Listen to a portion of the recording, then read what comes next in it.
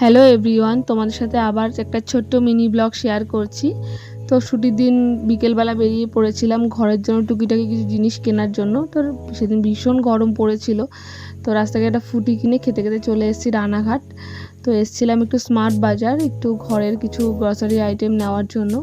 তো ওখান থেকে আমি কিছু কেনাকাটা করছিলাম, ওকে খুঁজে পাচ্ছিলাম না। পরে আমি এসে দেখি ও এখানে চিপস কিনছে। চিপস এইগুলো, রেড বুল এগুলো কেনার কোনো মায়া নেই, বাট এত হাবিজাবি খেতে পছন্দ করে কিছু বলার নেই। তো ওগুলোই কিনেই চলেছে কনস্ট্যান্ট, যে চিপস, লেস, ফ্রুটি এগুলো কিনছে। আমি যা আমার প্রয়োজনীয় জিনিস ছিল, ড্রাই ফ্রুটস, বাটার, চিজ যেগুলো প্রয়োজন ছিল সেগুলো আমি আমার মতন নিচ্ছিলাম।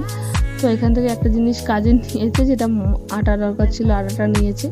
তো এখান থেকে দেখতে দেখতে ওর আম চোখে পড়েছে। আমটা দেখে ওর খুব ভালো লেগেছে। আমি বারণ করলাম যে এখানে আম হয়তো ভালো হবে না, কারণ এখনও আম পাকার সময় হয়নি, তাও নিয়ে নিল আমটা।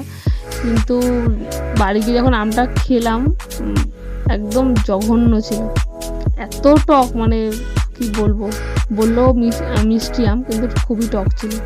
তো কিছু জিনিস কিনবো বলে এসে কত কিছু কিনে ফেলেছি, দেখ প্রচুর জিনিস নেওয়া হয়ে গেছে।